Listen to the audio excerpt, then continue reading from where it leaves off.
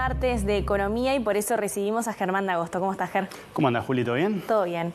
Bueno, estábamos escuchando recién la nota de Alejandra Pico vinculada justamente al salario, a las perspectivas de crecimiento. ¿Qué tenemos para compartir hoy? Bien, vamos a seguir la línea que justamente desplegaba Ale y lo que tenemos acá es básicamente es la variación interanual del poder de compra. ¿Sí? Cuando esto es negativo, lo que quiere decir es que el salario está evolucionando por debajo de los precios, o sea, nuestro poder de compra en función de una canasta representativa de consumo, que es la inflación, cae. ¿Sí? Lo que estamos viendo es que esa dinámica fue la que tuvimos entre enero 2020 y mediados de julio del 2022. ¿Sí? Todos estos meses consecutivos, básicamente el salario perdió contra la inflación. Ese proceso se revierte justamente producto de la desaceleración de la inflación. La inflación bajó por debajo del 4%, lo cual son niveles históricamente bajos, ¿sí? Para un país como Uruguay, y eso permitió, justo con los ajustes salariales, de que ese proceso de recuperación comience y es lo que estamos viendo en este gráfico. En particular, el último dato es diciembre de este año contra diciembre del año anterior, y es un crecimiento del 4%, ¿sí? Eso es el poder de compra. Bien. Ahora bien, acá lo que estamos viendo es la dinámica mensual. ¿Sí? Sí.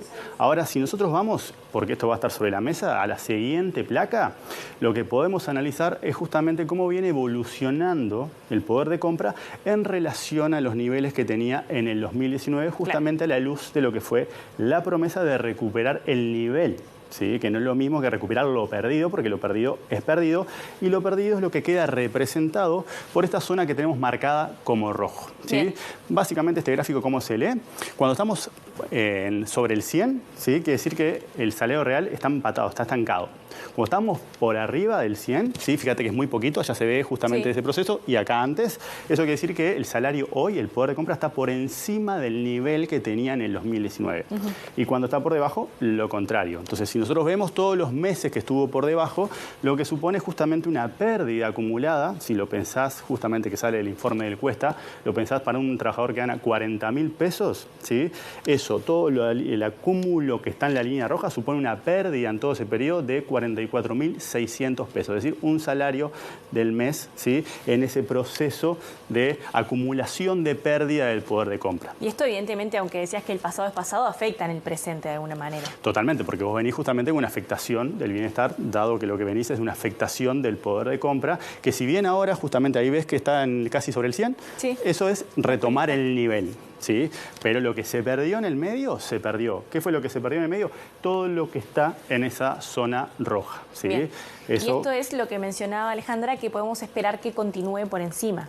Exacto. Si nosotros pensamos en términos prospectivos, dado que el salario va a seguir creciendo en el marco de lo que es la 10ª ronda de consejos salariales y que la inflación va a aumentar, pero no tanto, ¿sí? En relación al nivel del año pasado, lo que es esperable es que aumente el poder de compra, es decir, el salario real, pero a menor ritmo de lo que aumentó el año pasado, o sea que este proceso continuaría. ¿Sí? Pero de vuelta, lo que se perdió, se perdió. ¿Sí? Y esto, lo que estamos viendo es el salario promedio. ¿Sí? Y el promedio siempre tiene un problema existencial en el sentido filosófico de que nos representa a todos, pero no representa a nadie. ¿Sí? Entonces, si nosotros vamos a la siguiente placa, lo que vamos a hacer es un doble clic sobre los datos para entender las heterogeneidades, las disparidades que se desprenden una vez que abrimos la cancha y nos salimos de esa figura promedio que de alguna manera no representa todas las realidades que queremos capturar.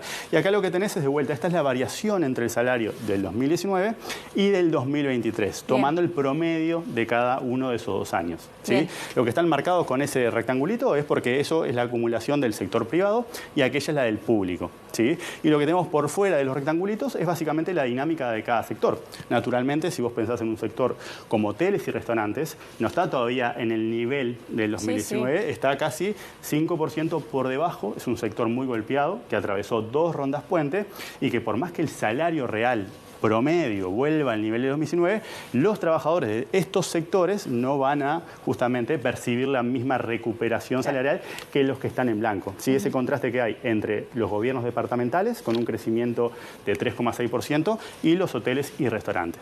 ¿Sí?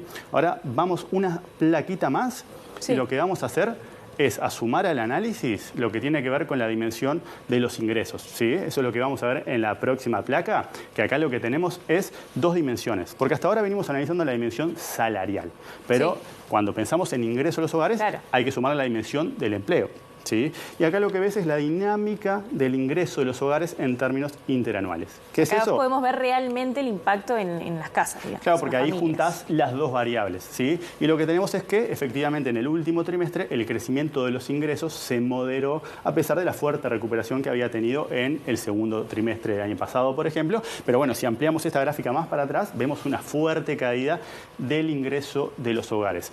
Y por último, lo que tenemos tiene que ver con la distribución funcional del ingreso. ¿Qué es eso? Un poquito sí, eso. Vamos de a partes. Vos cuando una economía crece, podés analizarlo de tres perspectivas. Hay dos que son más familiares. Una economía cuando crece es porque los hogares demandan más, el gobierno demanda más, las empresas demandan más o el resto del mundo nos demanda más. Consumo público, consumo privado, inversión y exportaciones. Esa es una de las caras del crecimiento. Bien. Otra forma de ver el crecimiento es la economía crece porque los sectores producen más. Produce más la industria, produce más el comercio, produce más el agro. ¿sí? Hay más Esas son las oferta. que típicamente, exactamente, ¿sí? Esa es la demanda y esa es la oferta. Las dos caras de la misma moneda. Pero hay una tercera dimensión que tiene que ver que cuando una economía crece, crecen los ingresos o la remuneración de los factores que se utilizan para producir. Se utiliza factor capital y se utiliza factor trabajo. Entonces, cuando vos mirás, lo que estamos pensando acá es en la porción del crecimiento que le toca al factor trabajo, es decir, la masa salarial. ¿sí? Y esto es, según los datos del Cuesta, de vuelta, es la variación entre el 2019 y el 2023. Entonces, ¿por qué hay distintos colores? Bueno, este es el crecimiento de la economía del blanco. La economía es 4% más grande de lo que era en el 2019. Bien. ¿sí? Los dos que están en verde es porque los juntamos, porque la masa salarial, que es lo que está en salmón o rosado, ¿sí? es lo que surge del conjunto del número de asalariados, el número de trabajadores que aumentó, ¿sí? La economía agregó 40.000 puestos de trabajo el año pasado y en los años anteriores también, ¿sí?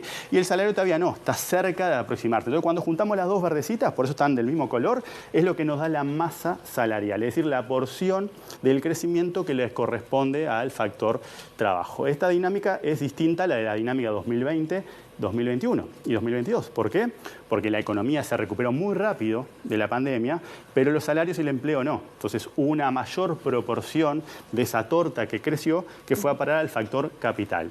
¿Cuánto? Más o menos las estimaciones lo ubican en el orden de los 2.000 millones de dólares, lo que hay en esa transferencia, si querés, entre factores de producción. Esa brecha es lo que se está cerrando en el 2023, pero de vuelta, es lo que se está cerrando ahora en el presente. No quiere decir que lo que pasó atrás se pueda recuperar y de alguna manera es lo que refleja ese caída del bienestar que justamente señalaba el informe. Y obviamente hay que ver cómo esto evoluciona para ver justamente qué parte le toca a los trabajadores. Totalmente, hay que ver todavía cómo termina este año, ¿sí? En función de que estamos esperando una moderación para la creación de empleo, la primera línea torrecita verde, y bueno, una recuperación sí del salario quizás en promedio anual más pronunciada. ¿sí? Eso supondría que de alguna manera capaz que terminan empatados, pero de vuelta vos analizás el presente, pero tenés que analizarlo a la luz de lo que han sido estos últimos años y de ahí justamente el énfasis que hace el Cuesta Duarte en resaltar que lo que se recupera es el nivel, ¿sí? No lo que se perdió para atrás, esos pérdidas fue lo que estiman en 44.600 pesos para un salario de 40.000